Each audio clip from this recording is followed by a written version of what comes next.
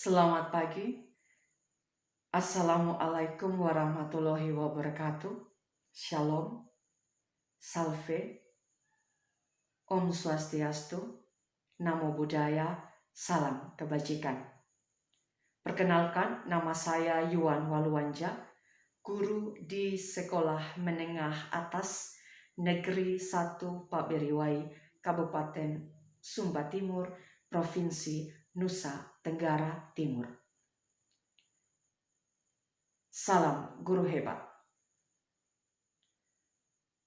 Bapak Ibu, saudara-saudari, dan juga peserta didik yang saya cintai. Kementerian Pendidikan dan Kebudayaan Republik Indonesia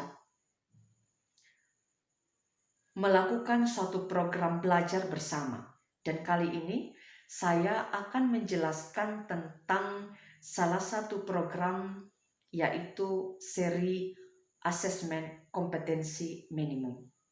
Para guru hebat dan juga peserta didik yang saya cintai.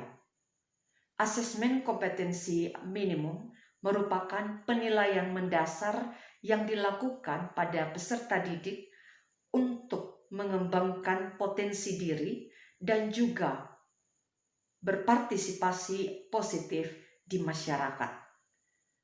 Asesmen kompetensi minimum terdiri dari dua muatan materi utama.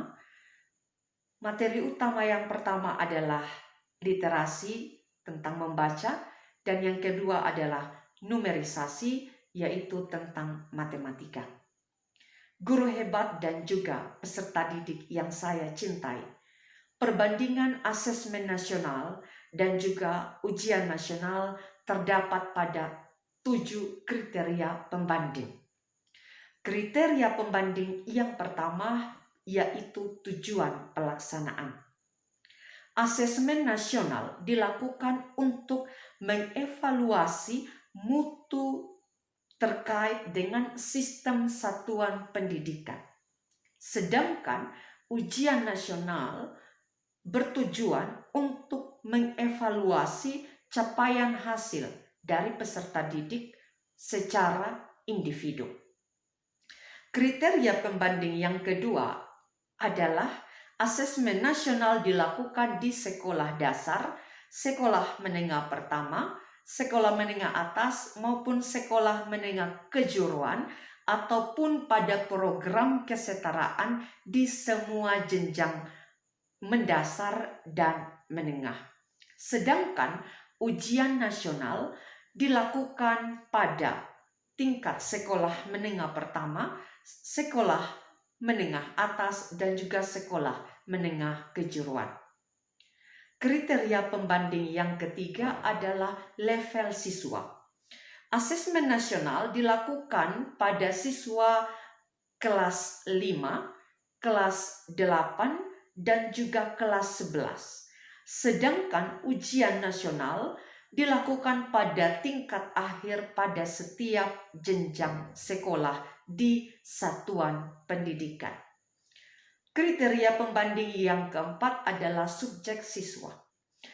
Dalam asesmen nasional, subjek siswa yang dipilih adalah berdasarkan survei yang dipilih secara acak untuk mengikuti asesmen nasional.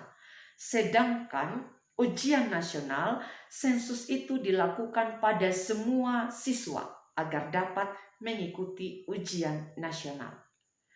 Kriteria pembanding yang kelima adalah model soal. Dalam asesmen nasional, model soal yang digunakan adalah pilihan ganda, menjodohkan, uraian singkat, dan juga uraian. Sedangkan dalam ujian nasional, model soal yang akan dikerjakan oleh peserta didik adalah pilihan ganda dan juga uraian singkat. Kriteria pembanding yang keenam yaitu sasaran penilaian. Dalam asesmen nasional, sasaran penilaian yang digunakan berdasarkan pada kompetensi literasi, numerisasi, dan karakter, serta kualitas dan iklim satuan pendidikan yang mendukung seluruh proses pembelajaran pada pembelajaran di satuan pendidikan tersebut. Sedangkan sasaran dari penilaian di ujian nasional yaitu penguasaan terhadap mata pelajaran yang diuji secara keseluruhan kepada semua peserta didik. Kriteria pembanding yang ketujuh adalah metode penilaian. Metode penilaian yang digunakan dalam asesmen nasional adalah dengan metode MSAT, sedangkan dalam ujian nasional digunakan berdasarkan metode CBT dan juga PBT. Bapak Ibu guru hebat dan juga siswa-siswi yang saya cintai, demikian penjelasan saya tentang asesmen kompetensi minimum. Semoga penjelasan ini dapat bermanfaat untuk kita semua. Salam sehat, semangat mengabdi, Tuhan Yang Maha Esa memberkati.